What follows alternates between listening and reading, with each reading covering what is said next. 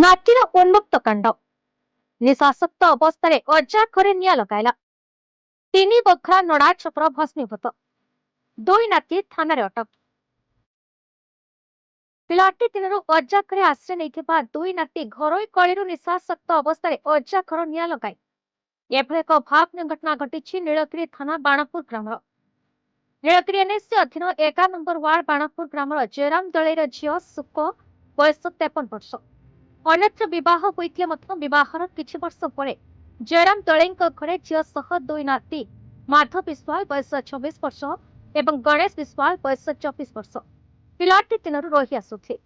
ଆଜି ସନ୍ଧ୍ୟାରେ ମାଧବ ସାନ ଭାଇ ଗଣେଶଙ୍କ ମଧ୍ୟରେ ପକୁଡ଼ି କରିବାକୁ ନେଇ ପାଟିତୁଣ୍ଡ ହୋଇଥିଲା। ଏଥିରେ ମାଧବ ରାତ୍ରି ପ୍ରାୟ 8ଟା 20 ମିନିଟ୍ ସମୟରେ ନିଶାସକ୍ତ ଅବସ୍ଥାରେ ଅଜା ଘରକୁ ନିଆଁ ଲଗାଇ ଦେଇଥିଲା। ଯେ ପ୍ରତିବାଦ କରିବ ତାକୁ କୁରାହାଡିରେ ହାଣିଦେବି କହି ତାଟି ଆଗରେ କୁରାହାଡି ଧରି ଜଗିଥିଲା।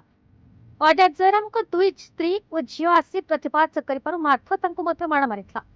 ପାଟିତୁଣ୍ଡ ଶୁଣିକି ଗ୍ରାମବାସୀ ନିଆଁ ଲିଭାଇବା ପାଇଁ ଶତ ଚେଷ୍ଟା କରିଥିଲେ ମଧ୍ୟ ମାରଣାସ୍ତ୍ର ମାଧବ ପାଖକୁ କେହି ସାହସ ବାନ୍ଧି ଯାଇପାରିନଥିଲେ। ପରେ ଖବର ପାଇ ନୀଳଗିରି ଦମକଳ ବାହିନୀ ଆସି ପହଞ୍ଚିବା ବେଳକୁ 3 ବଖରା ନଡ଼ା ଛପର ପୋଡ଼ି ଭସ୍ମୀଭୂତ ହୋଇଯାଇଥିଲା। ଏଥିରେ ବ୍ୟବହାର କରୁଥିବା ଲୁଗାପଟା, ଧାନ ଚାଉଳ, ଅତ୍ୟାବଶ୍ୟକ ସାମଗ୍ରୀ, ସମସ୍ତ ଆସବାବପତ୍ର ସମ୍ପୂର୍ଣ୍ଣ ପୋଡ଼ି ନଷ୍ଟ ହୋଇଯାଇଛି। ଖବର ପାଇ ନୀଳଗିରି ପୋଲିସ ପହଞ୍ଚି ମାଧବ ଗଣେଶକୁ ନୀଳଗିରି ଥାନାକୁ ଆଣି ପଚରାଉଚରା କରିଥିଲା। ନିଜେ ନିଆଁ ଲଗାଇଥିବା କଥା ମାଧବ ପୋଲିସ ଆଗରେ ମାନିନଥିଲା। ଏବେ ପୋଲିସ ହେଫାଜତରେ 2 ଭାଇ ଥିବା ବେଳେ ବୁଢ଼ାବୁଢ଼ୀ ଅଜା ଆଈ ଓ ମା ବାସବିହୀନ ହୋଇ ଚିନ୍ତାରେ ଅଛନ୍ତି। ଗ୍ରାମବାସୀଙ୍କ ସହାୟତାରେ କିଛି ରାସନ ସାମଗ୍ରୀ ତାଙ୍କୁ ଯୋଗାଇ ଦିଆଯାଇଥିବା ବେଳେ ତୁରନ୍ତ ସରକାରୀ ସହାୟତା ପାଇଁ ଗ୍ରାମବାସୀ ପ୍ରଶାସନ ପାଖରେ ନିବେଦନ କରିଛନ୍ତି।